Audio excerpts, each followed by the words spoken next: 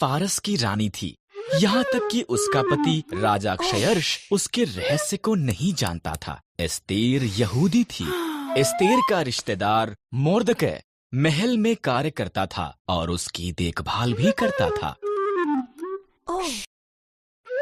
राजा क्षयर्ष के सलाहकार हामान ने एक बड़े इनाम को प्राप्त किया। वो बहुत घमंडी था।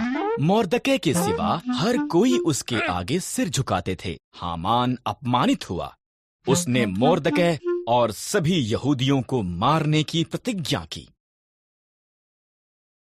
हामान ने क्षयर्ष को बताया कि यहूदी खतरनाक थे और उन्हें मारना चाहिए। क्षयर्ष सहमत हो गया और उन्हें मारने की एक योजना बनाई। मोर्दकै डर गया था और रानी एस्तेर को ये संदेश भेजा, राजा के मन को बदल।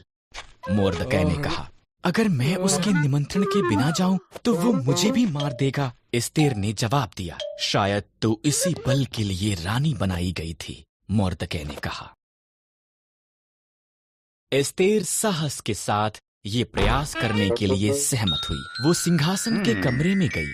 राजा क्षयर्ष उसकी सुंदरता से चकित हुआ और उसे अंदर निमंत्रण दिया। क्या हम हामान के साथ रात का खाना खा सकते हैं? उसने पूछा।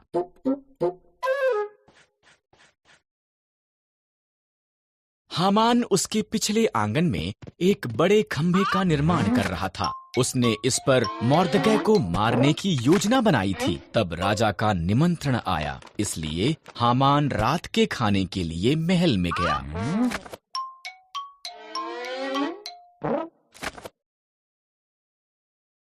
एक मनुष्य मुझे और मेरे लोगों यहूदियों को मारना चाहता है, एस्तेर ने राजा क्षयर्ष को बताया। कौन ऐसी बात करेगा?